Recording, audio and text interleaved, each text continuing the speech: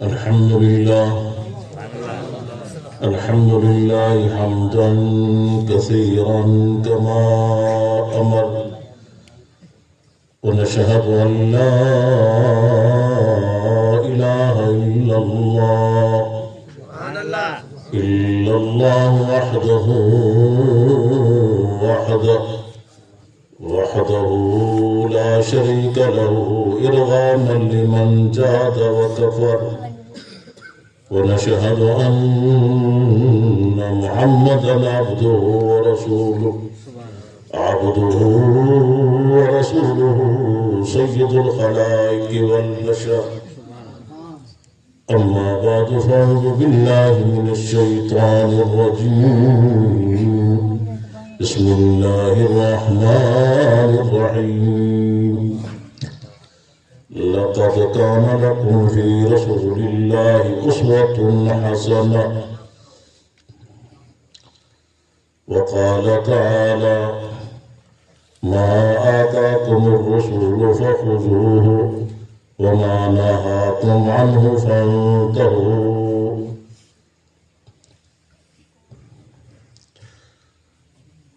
وقال النبي صلى الله عليه وسلم تركت فيكم أمرين لن تضلوا ما تمسكتم بهما كتاب الله وسنة رسوله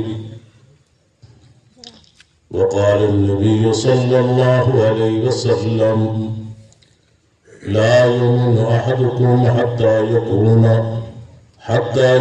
هواه تبعا لما جئت به وقال النبي صلى الله عليه وسلم لا يؤمن أحدكم حتى أكون أحب إليه من والده وولده والناس أجمعين صدق الله وصدق رسوله النبي الكريم ونحن على ذلك من الشاهدين والشاكرين والحمد لله رب العالمين. محترم بھائیو، آپ حضرات کو میں کوشش کروں گا آسان طریقے سے کہ مسئلہ بیان کرنا چاہتا ہوں. مسئلہ بھی بہت اہم اور ضروری ہے. اپنے ساتھیوں کی ذہن سازی بھی بہت اشد ضروری ہے تاکہ ہم اپنے کاز کو، اپنے نظریے کو، اپنے عقیدے کو بھول نہ جائیں. دیکھیں، رسول اللہ صلی اللہ علیہ وسلم اس دنیا میں جب تشریف لائے تھے تو ہر طرف اندھیرا ہی اندھیرا تھا، ظلمت ہی ظلمت تھی. حضرت عیسیٰ علیہ السلام کو گزرے ہوئے 650 سال ہو گئے تھے. کھٹا تو اندھیرا، جہالت، بے دینی اور انتہائی زوروں پر اللہ کے حبیب نے آ کر نبوت کا دیپ جلایا اور دو باتیں ہیں، اللہ کی توحید اور آپ کی ذات کا اسوہ جو اللہ کو محبوب ہے اس کی تربیت، تاکہ عقیدہ دو چیزوں سے بنتا ہے. سب سے پہلے اللہ کی توحید کا اقرار. جب تک اللہ کی توحید پر ایمان نہیں ہوگا کامیابی نہیں مل سکتی. اور دوسرا اتباع رسول. ان دونوں چیزوں کے جو اپوزٹ ہے نا، توحید کا اپوزٹ شرک ہے اور سنت کا اپوزٹ بدعت ہے. یہ دو چیزیں جیسے توحید کے لیے ختم کرنے کا، اس کے زوال کا سبب شرک ہے. شرک آیا، توحید گئی. توحید آئی، شرک گیا. شرک بھی ہو اور توحید بھی ہو، دونوں جمع نہیں ہو سکتے. ایسے ہی سنت اللہ نے خود اہتمام کے ساتھ فرمایا ہے، لَقَدْ كَانَ لَكُمْ فِي رَسُولِ اللَّهِ أُسْوَةٌ حَسَنَةٌ. تمہارے اندر نبی اکرم صلی اللہ علیہ وسلم کی زندگی بہترین نمونہ ہے.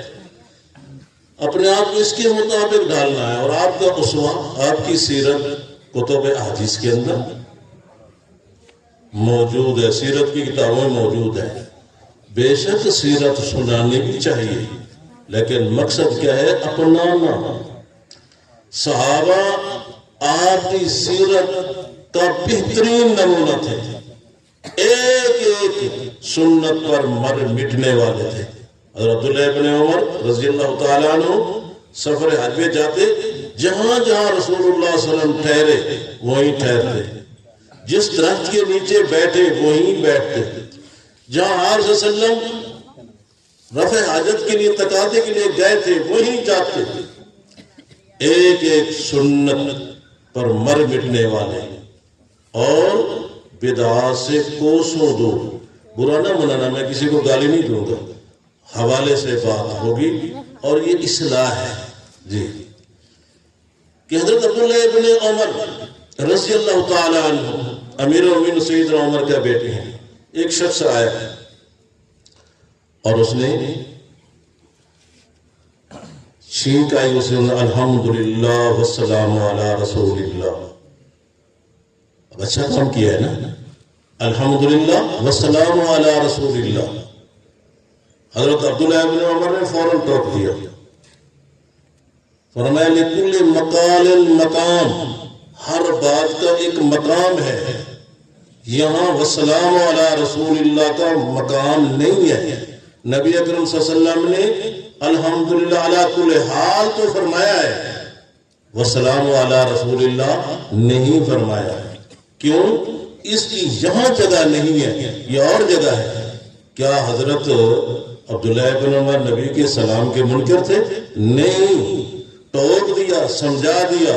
کیونکہ کیا عرض یہ تھی؟ میں نے کہا تو یہ ہے کہ اللہ کے حبیب، اللہ کے رسول پر سلام ہو. فرمایا نہیں، یہاں الحمدللہ علی کل حال ہے، الحمدللہ والسلام علی رسول اللہ نہیں.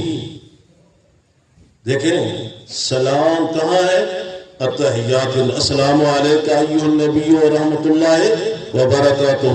ہم الحمدللہ نبی پہ درود بھی پڑھتے ہیں اور سلام بھی، ہم درود کے بھی قائل ہیں، سلام کے بھی قائل ہیں الحمدللہ. لیکن ویسے جیسے رسول اللہ صلی اللہ علیہ وسلم نے فرمایا، حدیث پاک صحیح حدیث،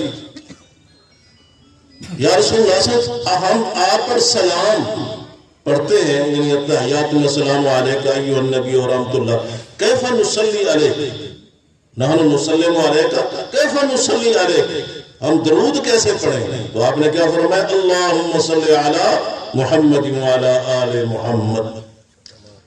اور ایسے ہی آذان سے نہ پہلے نہ بعد میں، آپ چاہتے تو بلال، عبداللہ ابن مکتوم، ابو محذورہ، یہ مؤذن رسول تھے. کہیں نہیں دیکھو گے نہ لاحقہ نہ مراحقہ. یہ جو میں پہلے حدیث پڑھی ہے نا باب الاعطاس میں، مشکات میں بھی موجود ہے، اور اس کی آخری حدیث ہے کہ حضرت عبداللہ ابن عمر نے روک دیا، لیکن یہ جگہ نہیں اور جگہ ہے. تو معلوم ہوتا ہے عمل وہی ہے جہاں اس کا مقام ہو. اس مقام سے ہٹ کر عمل کرو گے ثواب نہیں ہوگا. اچھا عرفات میں کب جانا ہوتا ہے؟ 9 ذی الحج میں. 9 ذی الحج کو آدمی نہ جائے رمضان المبارک کی 27ویں رات اور ہو بھی جمعہ کی رات وہاں، جی، اور جمعہ رمضان کا، جی، اور آخری جمعہ ہو اور قیام کرے عرفات میں، حج ہو جائے گا؟ کیوں؟ رمضان المبارک ہے، مقدس مقام ہے، روزے کی حالت میں نہیں. یہاں حج تب قبول ہوگا کہ 9 ذی الحج کو آؤ گے. مزدلفہ میں پہلے جاؤ، عرفات میں کسی مہینے کی کسی تاریخ میں جاؤ، مزدلفہ میں جاؤ، جمرے میں رمی بھی کرو، لیکن حج نہیں ہوگا۔ حج تب ہوگا کہ انہی دنوں میں جن دنوں میں اللہ کا حکم ہے۔ جمعہ المبارک کا حکم آیا، لیکن ہم اس کو آگے پیچھے کرتے ہیں، یار جمعہ دن سارے مصروف ہوتے ہیں، اتوار کر دو، جمعہ نہیں ہوگا۔ اور یہ ایام مخصوص بھی اللہ نے کی ہے، جمعہ کا یوم، عیدین کا یوم، اور مینا کا 8 کو 9 کو عرفات جی، اور رات کہاں گزارنی ہے 10 کی مزدلفہ میں، پھر 10 کہاں مینا میں رمی کر 10 کو صرف ایک شیطان کو جی جمرہ کبرا کو کنکریاں مارنی ہے، 11 12 13 کو تمہاری مرضی ہے، مارو ثواب، نہ مارو تو اجازت ہے۔ تو انہی دنوں میں یہ دن کس نے مقرر کیے ہیں؟ اللہ نے۔ عید کے دن بھی کس نے مقرر کیے؟ اللہ نے۔ کس کو جرت ہے کہ جو دن اللہ نے مقرر بھی نہیں کیے، رسول اللہ صلی اللہ علیہ وسلم نے بھی مقرر نہیں کیا، ہم کس بات کی مولی ہیں کہ ہم شریعت میں اپنی طرف سے دن مقرر کریں؟ نبی پاک صلی اللہ علیہ وسلم کی پیدائش کا یوم، اب سنیں حدیث مسلم شریف کے اندر ہے، بحوالہ اور اس کی ذمہ داری ہوگی۔ سئل رسول اللہ صلی اللہ علیہ وسلم عن صوم یوم الاثنین، حضور اکرم صلی اللہ علیہ وسلم سے پوچھا گیا کہ آپ روزہ رکھتے ہیں سوموار والے دن، کیا وجہ ہے؟ تو آپ صلی اللہ علیہ وسلم نے فرمایا ولدت فیہ، اس سوموار کو میری ولادت ہوئی۔ تو ولادت والے دن کیا ہوا؟ کیا ہوا؟ روزہ۔ اور روزہ اور عید کٹھے ہو سکتے ہیں؟ پتہ ہے روزہ اور عید جمع نہیں ہو سکتے۔ آپ نے ہمیشہ، صحابہ بھی ہمیشہ روزے رکھتے تھے سوموار والے دن، اب بھی آنا سوموار والے دن۔ اور دوسرا یہ کہ وَفِيهِ أُنزِلَ عَلَيْهِ، اسی سوموار کو میرے اوپر وحی کا آغاز ہوا تھا۔ اور دوسری حدیث ترمذی شریف میں ہے کہ آپ یا رسول اللہ سوموار کا بھی روزہ رکھتے ہیں، خمیس کا بھی روزہ رکھتے ہیں، جمعرات کا؟ تو آپ نے فرمایا کہ سوموار والے دن بھی اللہ کے حضور اعمال پیش ہوتے ہیں اور جمعرات کو بھی اعمال پیش ہوتے ہیں، میں چاہتا ہوں میرے عمل بھی روزے کے ساتھ اللہ کے حضور پیش ہوں۔ حضرت عبداللہ ابن عمر، بخاری شریف کی حدیث، اوابین چاشت مستحب ہے اور بڑا ثواب ہے، بہت سارے اس کے فضائل ہیں۔ چاشت کی نماز جی کیا ہے؟ بڑا ثواب ہے اور حدیث ثابت ہے۔ لیکن ایک وقت آیا لوگوں نے باقاعدہ اور لازمی اور ضروری کر دیا، تو حضرت عبداللہ ابن عمر، بخاری شریف بحوالہ عرض کر رہا ہوں، ان سے پوچھا گیا حضرت یہ جو اہتمام ہو شروع ہو گیا ہے اور یہ چاشت کی نماز، فرمایا فَإِنَّهَا بِدْعَةٌ، اب اس صورت میں بدعت ہو گئی ہے کہ اگر تم ایک مندوب کو، مستحب کو لازمی قرار دو گے تو پھر وجوب کے درجے میں ہمیں اختیار نہیں، لہذا وہ پھر ثواب نہیں ملے گا، سزا ملے گی۔ جس طرح اللہ پاک رخصت پہ ثواب دیتے ہیں، عزیمت پہ ثواب دیتے ہیں، ایسے ہی جس عمل میں رخصت ہے، رخصت پر بھی ثواب دیتے ہیں۔ میں اس کی مثال دیتا ہوں، صلاۃ التسبیح بڑا ثواب ہے، ہر جمعہ پڑھو، ہر جمعرات پڑھو یا ہر ہفتے پڑھو یا مہینے میں ایک دفعہ پڑھو، سال میں ایک دفعہ، اچھا سال میں نہیں، زندگی میں ایک دفعہ ضرور صلاۃ التسبیح، ایسا ہے کہ نہیں ہے؟ لیکن ہے فرض ہے بنا؟ نہیں۔ واجب ہے؟ نہیں۔ سنت مؤکدہ ہے؟ نہیں۔ مستحب ہے۔ اور پھر اس کی جماعت شروع کر دیں، اب تھی مستحب، تھا اس پہ ثواب، اب جاؤ مفتیوں سے پوچھو، مفتی کیا کہیں گے کہ اس صورت جماعت کی صورت میں بدعت ہے، ناجائز ہے۔ نبی صلی اللہ علیہ وسلم نے صلاۃ التسبیح کو جماعت کے ساتھ، صحابہ کے صحابی نے جماعت کے ساتھ نہیں پڑھا، اہتمام نہیں کیا۔ اس لیے من اصر علی المندوب ولم یعمل علی الرخصہ، جس نے مستحب پر اصرار کیا، لازمی کرو اور پھر رخصت پر عمل نہیں کیا، گویا کہ شیطان ابلیس نے اس کو اپنی طرف کھینچ لیا۔ فَأَصَابَ مِنْهُ شیطان کا لفظ آتا ہے، اس لیے حدیث پاک میں آتا ہے لا تختصوا لیلۃ من لیالی لیلۃ الجمعہ، راتوں میں سے جمعہ کی رات کو عبادت کے لیے مخصوص نہ کرو۔ لا تختصوا للصوم یوم من الایام یوم الجمعہ، جمعہ کے دن بھی مخصوص نہ کرو۔ ویسے اگر روزہ رکھتا ہے تو ہفتے رکھتے رہو، پورا مہینہ نفلی روزے رکھتے رہو، لیکن تخصیص نہیں ہے۔ جس چیز کی تخصیص آ گئی اور شریعت نے اس کو تخصیص نہیں کی، وہ سنت ثواب نہیں، وہ مندوب نہیں، بلکہ الٹا اللہ کی طرف سے پکڑ آئے گی۔ تو اس لیے جب یہ مستحب پر اتنی گرفت ہے جس کا مستحب ہونا بھی ثابت نہ ہو، تو یاد رکھو حضور اکرم صلی اللہ علیہ وسلم نے کیا فرمایا۔ میں معذرت کے ساتھ، مولانا ہمارے مہمان ہیں، مجھے کچھ باتیں کرنے دو، اور ضروری اصلاح ہے، میری بھی اور آپ کی بھی، سب کی بھی ہے۔ حضور اکرم صلی اللہ علیہ وسلم نے فرمایا اذا ظهرت البدع والفتن وسبت اصحابی فليد العالم علمه وان لم يفعل فعليه لعنة الله والملائكة والناس اجمعین۔ اذا ظهرت البدع، جب بدعتیں عام ہو جائے اور فتنے عام ہو جائے تو سبت اصحابی، میرے صحابوں کو گالیاں دی جائے، عالم کے لیے فرض ہو جائے گا فليد العالم علمه، عالم کو چاہیے کہ اپنے علم کا اظہار کرے۔ اگر اس نے علم کا اظہار نہ کیا، بدعت کی، صحابہ کے اور صحابہ کی گالی گلوچ کی مخالفت نہ کی، تو فعليه لعنة الله والملائكة والناس اجمعین۔ شیطان ابلیس نے کیا کہا تھا؟ اہلکت الناس بذنوبہم فعلتونی بلا الہ الا اللہ والاستغفار، میں نے بندوں کو ہلاک کیا گناہوں کی وجہ سے، انہوں نے مجھے ہلاک کر دیا لا الہ الا اللہ کو بیان کر کے اور استغفار کر کے۔ ثم رأیت بعد ذالک، پھر اس کے بعد میں نے پھر وار کیا اپنا، کیا وار کیا؟ کہ میں نے ان کو خواہشات اور بدعات پر لگا دیا، بدعات پر لگا دیا۔ فَيَحْسَبُونَ أَنَّهُمْ يُحْسِنُونَ، وہ یہ سمجھتے رہے کہ یہ نیکی ہے، حالانکہ نیکی نہیں، یہ گناہ ہے۔ اس لیے میرے بھائیوں،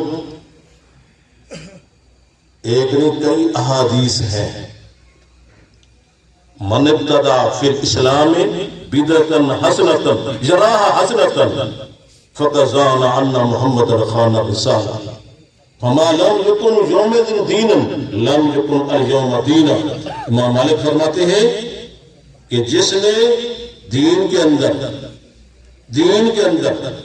ایک بدعت نکالی اور اس کو نیکی سمجھ کر کے اس نے یہ سمجھا، یہ خیال کیا کہ اللہ کے نبی نے نعوذ باللہ خیانت دین مکمل نہیں کیا تھا، میں مکمل کر رہا ہوں جی، حالانکہ دین الیوم اکملت لکم دینکم واتممت علیکم نعمتی، دین مکمل ہے، اور یہ کہتا کہ نہیں مکمل ہے، میں مکمل کر رہا ہوں۔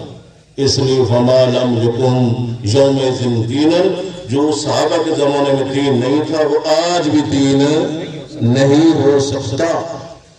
اس لیے ہمارے نرم رویے سے پھر کیا ہوا؟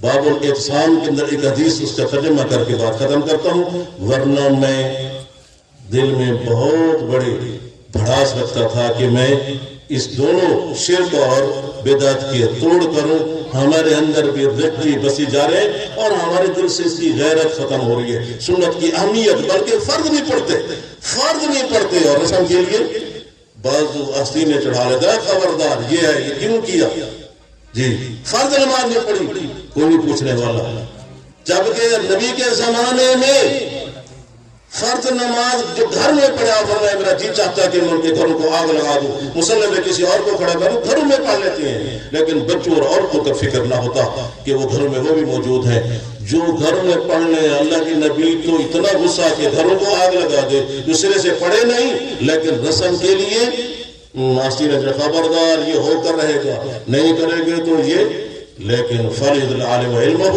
فَإِلَّمْ يَفْعَلْ فَعَلَيْهِ لَعْنَةُ اللَّهِ وَالْمَلَائِكَةِ وَالنَّاسِ أَجْمَعِينَ، یہ حق سچ ہے۔ اور وہ حدیث کیا ہے؟ فرمایا سَيَخْرُجُ فِي أُمَّتِي أَقْوَامٌ، قومیں آئیں گی میری امت کے اندر، تَتَجَارَى بِهِمُ الْأَهْوَاءُ، یہ احوا کا معنی اسی حدیث کے برکات کے اندر ہے، اے بدعات، بدعات شروع ہو جائے گی، بدعات شروع ہو جائے گی. کما تتجارل قالبو فی صاحبہ، جیسے ایک پاگل کتا کسی کو کاٹ لینا تو اس کی زہر، قلب کہتے ہیں اس کی ہڑپ ایک ایک رگ میں رچ جاتی ہے، وہ پانی بھی نہیں پی سکتا، پانی بھی نہیں پی سکتا، اور وہ آخر اسی حال میں مر جاتا ہے. فرمایا میری امت میں بھی ایک فتنہ آئے گا، ایک زمانہ آئے گا قیامت کے قرب کے قریب، ولا یبقى عرق ولا مفصل الا دخلہ، جیسے وہ زہر ایک ایک رگ اور ریشے میں داخل ہو جاتی ہے، میری امت کے لوگوں میں رسومات اور بدعات ایسے داخل ہو جائیں گے. میں حدیث پڑھ رہا ہوں، اگر کوئی مشکات پڑھی ہو لے کر ابھی میں دکھا دیتا ہوں، اور وہ شرح میں اپنی طرف سے نہیں کر رہا، مرقات جی ملا علی قاری حنفی ہے، انہوں نے آئی اس کا، اور باب الاعتصام والسنہ کے اندر یہ حدیث لائے ہیں. آج اتنا اس کا پرچار ہے، فرائض کا کوئی درد نہیں، واجب کا کوئی درد نہیں، بیٹا نماز نہیں پڑھے ماں باپ کو درد نہیں، لیکن رسم رواج ہو ہم مر مٹنے کے لیے تیار ہوتے ہیں، رشتے ٹوٹ جاتے ہیں.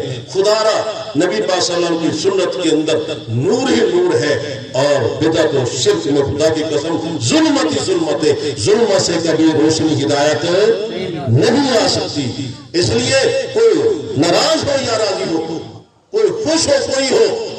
حضرت عبداللہ بن مسعود رضی اللہ تعالیٰ عنہ ایک مسجد میں گئے، موجود ہے حدیث میں ترمذی میں یہ موجود ہے، لکھا ہوا ہے، اللہ کی قسم میں خود پڑھایا ہے، اس میں لکھا ہوا ہے کہ لوگ نماز کے بعد ایک مجمع اکٹھے ہو کر ذکر کر رہے تھے. ذکر مسنون ہے لیکن انفرادی ہے، اجتماعی، ایک آدمی ایک کہہ رہا تھا وہ باقی پڑھ رہے تھے.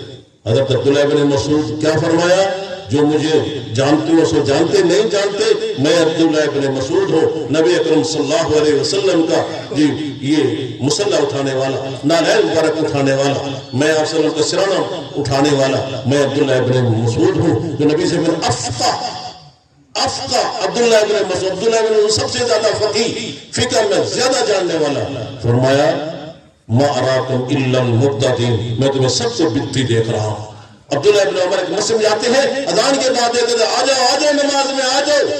فرمایا اللہ کا بلاوا بھی آ گیا، پھر بھی تو آواز لگا رہے، تصویب لگا رہا ہے. فرمایا اخرج بنا من هذا المبتدئ، مجھے اس بدتی سے نکالو، باہر نکالو. حضرت علی رضی اللہ تعالیٰ عنہ کے سامنے عید نماز سے پہلے نفل پڑھ رہا ہے عیدگاہ کے. فرمایا یہ کیا کر رہا ہوں؟ نفل پڑھ رہا ہوں. فرمایا نبی صلی اللہ علیہ وسلم نے دو رکعت عید کے علاوہ کوئی اشراق بھی نہیں ہے. اشراق بھی ہے تو ثواب، حج عمرے کا ثواب ہے، عید والے دن کیا ثواب نہیں ہے. تو انہوں نے کہا اے علی امید ہے مجھے نماز پر اللہ عذاب نہیں دے گے. حضرت علی نے پتہ کیا جواب دیا؟ فرمایا مجھے یقین ہے کہ نبی کی حکم کے خلاف کرنے سے اللہ تجھے ضرور پکڑیں گے اور اللہ کا عذاب تجھے ضرور ہوگا. اور پھر اس کو نکلوا دیا کہ ہے نیکی کیا حرج جیسی پڑھتا تھا، نماز پڑھا. پھر حضرت علی رضی اللہ تعالیٰ عنہ کو جی کیا فتویٰ لگاؤ گے؟ عبداللہ ابن عمر پر کیا فتویٰ لگاؤ گے؟ حضرت عبداللہ ابن مسعود پر کیا فتویٰ لگاؤ گے؟ اتبعوا ولا تبتدعوا قد کفیتم، نبی کی اتباع کرو، یہ کافی ہے، نیا دین نہ نکالو. اس میں کیا ہے؟ پھر دین کا تیا پیچا نکل جائے گا، پھر نہیں پہچانو گی اصل دین کیا ہے اور نقل کیا ہے. اللہ ہمیں دین اسلام پر چلنے کی توفیق، قرآن و سنت والی زندگی نصیب فرمائے اور بدعت و شرک سے نفرت نصیب فرما دے. اقول قولی ھذا والحمد للہ.